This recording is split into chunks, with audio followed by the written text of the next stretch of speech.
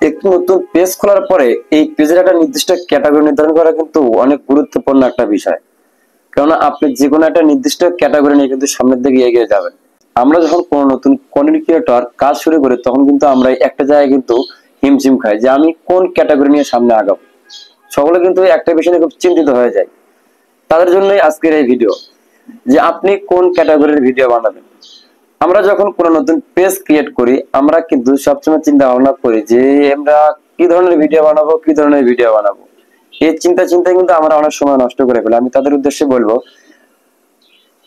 একই রকম ভিডিও আমাদের মনের ভিতরে আছে যে আমি একটা টেক ভিডিও বানাবো, টেক ভিডিও তো অমুক লোকে বানায়। আমি একটা ফানি ভিডিও বানাবো, ফানি ভিডিও তো আরেকজনে বানায়। আমি একটা মোটিভেশনাল ভিডিও বানাবো, মোটিভেশনাল ভিডিও তো আরেকজনে বানায়। এই যে একটা চিন্তা ভাবনা যে এই ভিডিওটা তো একজনে বানায়, আমি কি বানাবো। আমি তাদেরকে বলবো, কে কি বানাচ্ছে কে কি বানাচ্ছে না এটা আপনার কোনো দেখার কোনো বিষয় না। একই জিনিস আপনি যদি ঠিক মতো এক্সপ্লেন করতে পারেন, ঠিক মতো তুলে ধরতে পারেন, আপনারটাই কিন্তু মানুষ বেশি বেশি দেখবে। আমি আপনাদেরকে উদাহরণস্বরূপ একটা জিনিস বলতে চাই। এই যে দেখছেন আমার এই পাশে একটা ছবি, এই ছবিটা আপনি 10 জন মানুষকে যদি দেখান, 10 জন মানুষ 10 রকমের কমেন্ট করবে, 10 রকমের মন্তব্য দিবে। 10 জনের মন্তব্য বা কমেন্ট কিছু কিছু মিললেও অনেক ক্ষেত্রেই কিন্তু তার পার্থক্য থাকবে, বিশাল পার্থক্য। তাই আপনি কোন ক্যাটাগরি নিয়ে কাজ করবেন, এটা যে অন্য লোকে এই ক্যাটাগরি নিয়ে কাজ করে এটা নিয়ে আপনার চিন্তা ভাবনা করার কোনো দরকারই নাই। কেননা একই জিনিস আপনি একভাবে উপস্থাপন করবে এবং সেম জিনিসটাই কিন্তু আর একভাবে উপস্থাপনা করবে। আপনার উপস্থাপনা, আপনার এক্সপ্লেন যদি খুবই সুন্দর এবং মার্জিত হয়, আপনার ভিডিও কিন্তু মানুষ দেখবে।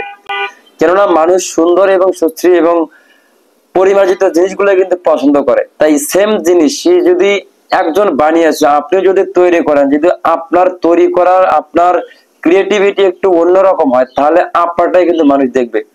তাই আপনারা যখন নতুন কোনো পেজ ক্রিয়েট করবেন, নতুন কোনো পেজে কাজ করা শুরু করবেন, ক্যাটাগরি নিয়ে এত চিন্তা ভাবনা করার কিন্তু কোনো দরকারই নাই।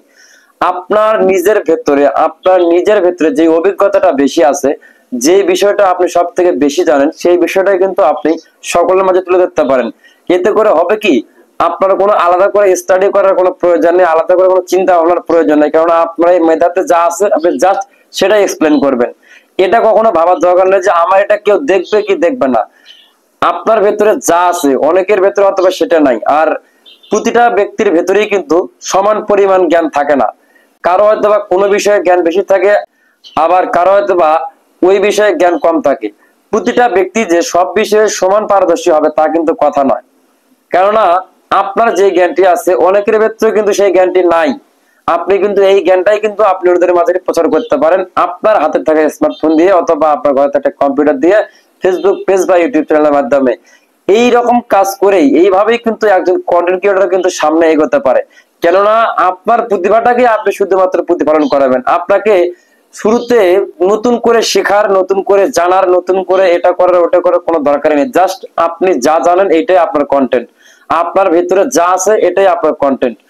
এরকম করে যদি আপনারা আপনাদের প্রতিটা পেজের সুন্দর একটা করে ক্যাটাগরি নির্ধারণ করেন এবং আপনারা সেই ক্যাটাগরিতে সুন্দরভাবে প্রতিনিয়ত ভিডিও বানিয়ে যান, ইনশাল্লাহ আপনাদের দ্বারা কিন্তু সম্ভব। কেননা যখন আপনি একবার কোনো ব্যক্তির মনে গেঁথে যাবেন, কিছু কিছু ফলোয়ার্সদের আপনি মনে গেঁথে যাবেন, তারা কিন্তু আপনাকে পরিপূর্ণ সাপোর্ট করবে। আর এই সাপোর্টটাই কিন্তু আপনাকে একদিন অনেক বড় থেকে বড় করে তুলবে।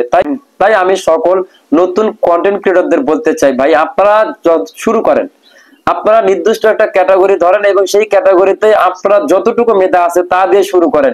আপনি কাজ যখন করতে থাকবেন আস্তে আস্তে আপনার মেধার পরিমাণ কিন্তু অনেক বেড়ে যাবে। তখন কিন্তু আপনার কন্টেন্ট নিয়ে কোনো ভাবতেই হবে না। আপনার যখন খুশি তখন কিন্তু আপনি কন্টেন্ট বানিয়ে ফেলতে পারবেন।